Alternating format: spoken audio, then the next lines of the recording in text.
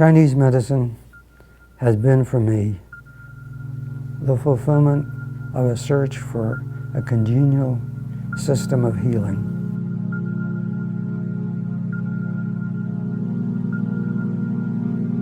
It is a personal, subtle, gentle, yet highly technical medical system which allows me to be close to the essence, to the life force, both of my own and that of others. It's a masterpiece of harmony, intricacy, and movement, which never ceases to engage me, never ceases to fascinate me and intrigue me.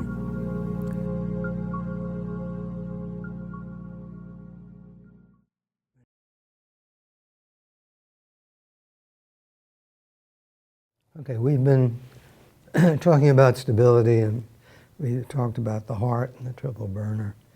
And the question came up, how do we assess the strength of the heart? And that's something that really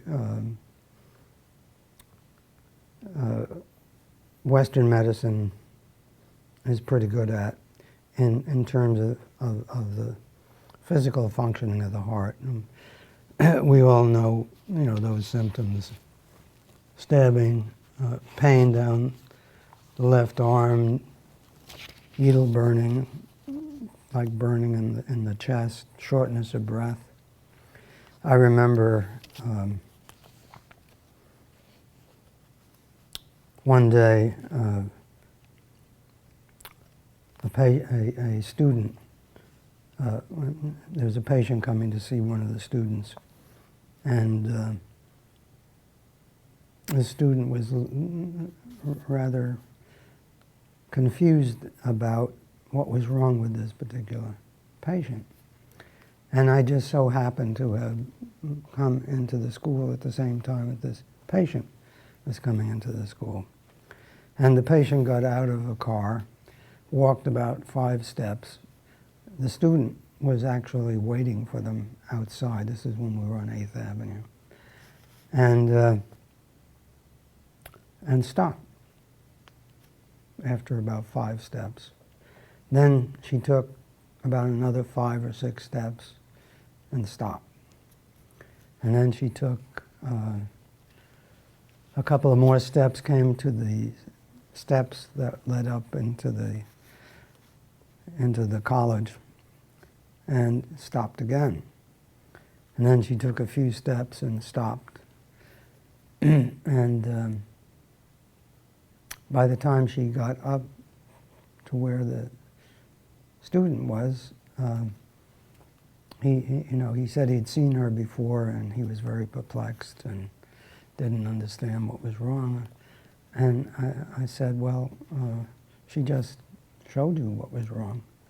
I mean, if somebody has to stop after walking 5 steps, what could possibly be wrong with them? Either they're in extraordinary pain and can only move a certain amount, or they're out of breath. And so either they have some kind of severe lung problem, in which that can only walk a couple of steps, or what is the most common cause of shortness of breath. In a person that age, this woman was around 80. And he was thinking for a while. I mean, and I think everybody in this room knows the answer. I mean, she had heart failure. And that was the reason. So shortness of breath is one of the most important ones. People complain about suffocating sensations in their chest. In terms of Chinese medicine and Western medicine, people who have very cold perspiration, and usually in the middle of the day, that's kind of oily. It's usually a sign of heart failure. And there are all kinds of sleep patterns that involve the heart, which is not something I'm going to go into. at the moment. People have a swelling of their fingers, swelling of their ankles, pitting edema where you can put your finger in. People who can't lie on the left side of their chest.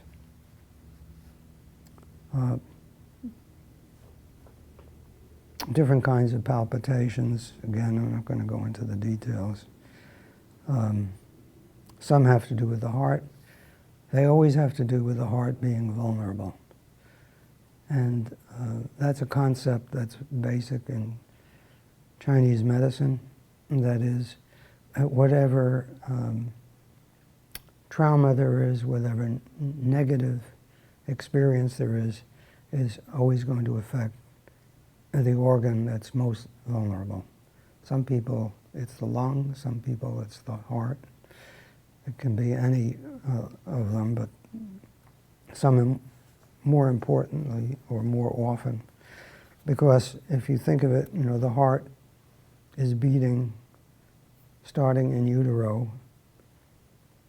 Somebody was just telling me about somebody 100 years old who was writing a book or wrote a book. I mean, that heart has been beating regularly for 100 years or more. So certain organs tend to wear out faster than others, and the heart is probably the one that wears out the fastest. And if you notice, most people, until recently, die of heart attacks. So these are the physical kinds of things, sensations of something rushing up to the chest, but even if there's a problem in another organ like the liver, sometimes you'll get palpitations, usually at rest, because you know that even though the problem isn't necessarily in the heart, it's coming from some other place, but that heart is vulnerable and requires attention. And there are all kinds of emotional issues that involve the heart, but this is more in terms of Chinese medicine. I was asked to comment on the relationship, or how I came to understand the relationship between the heart and the mind, or as it was put, the thinking mind. And the answer The thinking heart. to that. The thinking heart. It was put as the thinking heart. Yes. You said the thinking mind. In Chinese medicine, there's something called a relationship between the kidney, which, as my teacher said, is at the bottom, and the heart, which is on the top, and the harmony between them, which incidentally is mediated by the triple burner that we talked about before. The kidney, I think I mentioned, controls the essence. The essence resides in the bone marrow, which incidentally makes half of the red blood cells and all of the white blood cells in the body. And the brain, which people have been studying, can't figure out yet, after thousands of years.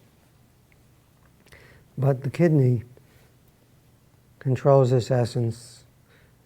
It's also called marrow, and the brain is part of that essence and that marrow. And the brain essentially is what you do in order to get across the street without getting killed. It's your ego. It's the linear part of your function. It's science. It's everything that goes in a logical fashion. And the kidney controls that function. So that the world today is dominated by this statistical linear. Everything is decided by statistics. Everything that we value, the camera that's taking my picture, the computer that you're going to use, this all has come through linear thinking. Einstein said that, I have a quote here somewhere that I'd have to go looking for, but he said that that kind of thinking doesn't really lead to anything worthwhile or important. It's the thing that comes to you all of a sudden, the aha experience that opens up in the world. And if you, interestingly enough, follow his 5 papers that he wrote in 1905 that changed physics and the world forever, they were all aha experiences. None of them are based on mathematics. They were all a certain insight into reality that came to him that way. Epiphanies, if you want to call them. So there's, the kidney that controls the marrow, that makes it possible for us to create all these machines and live with them or die with them. And then there's that other function, that this beautiful, mysterious function, that aha experience, which comes from nowhere, and you have no idea where it came from. Now, the Chinese call that the mind, and they say the heart controls that. And I'll tell you how I learned about it. I learned about it starting around 1961. Of course, I had gone through by that time 4 years of a scientific high school, 4 years of a chemistry major and a zoology minor, 4 years of medical school, 4 years of an internship and a residency. This is all science. Nobody's used up their kidney more than I did. I think altogether I spent 19 years, or somewhere around that. And at that time I had this epiphany about healing, which I mentioned yesterday, that the most important part of healing is touch. That came to me mysteriously. But in 1961, I think I mentioned I had bought a house where I had no money at that time, but I bought this place. I couldn't resist it. At the same time, it was my son's 5th birthday, and he always wanted a dog. So I found a dog out in the country. That's a long story, a short story, but fascinating, but I won't go into it. And this dog was a Chesapeake Bay Retriever. We were living on the water on weekends at that time, and this dog was a water dog. And my son named her Hasey because she was acting crazy. But my wife, from whom I was separated at the time, refused to let the dog in her house. So the dog, Hasey, Chesapeake Bay Retriever, came to live with me. I lived around the corner and saw my son frequently. And he was with me on these weekends. And I was working as a psychiatrist and a psychoanalyst. So people came to me on an hourly basis. They knocked on the door, opened the door, came in, sat down, and waited for me. And then when I finished working with one person, that person left, and the next person came in. Meanwhile, Hasey, like all good dogs, slept most of the time. And she slept under a table and could not be disturbed except for food or to go out. But otherwise, she slept all the time. However, what I noticed was that when a patient came to the door, frequently somebody I'd never seen before, but somebody who I ultimately discovered could not communicate with me. They couldn't really talk to me. They would just sit there and stare at the floor. When they came to the door and opened that door, she woke up and came and sat where they were going to sit. And she would sit in front of them, and people felt more comfortable with the dog than they did with me. These were very sick people, from described the ordinary point of view, and had tremendous trouble communicating with another human being. They were considered psychotic. Most of them had been in a hospital. I was well known for being able to work with these people. That's why I saw so many of them. And she would stay there throughout the entire time that they were there, sit in front of them, look up at them. They would talk to her. Of course, I would hear what people were saying. And she would pay apt attention to them. Her eyes were focused on them for whatever time they were there, which is usually 45 minutes to an hour. And when they got up to leave, she went back under the table and went back to sleep. Every single time patients like that came, even when they were coming for the first time, she would get up and walk over and sit down in front of their chair or the couch. And I observed this, and I was amazed. How the hell did she know that such a sick person was at the door? I didn't know that. Somehow she knew. She also knew when somebody came, somebody who was in very deep grief, not crocodile tears, but somebody who was in profound grief, she would do the same thing. She would get up, and if this person happened to lie down, as some patients did, she would climb up on the couch and sit on their chest and just sit there. And she wouldn't move until somehow that grief passed in its acute form. And then, once that happened, she would get up, go down, go back under the table, and go back to sleep. And she did this consistently for 11 years.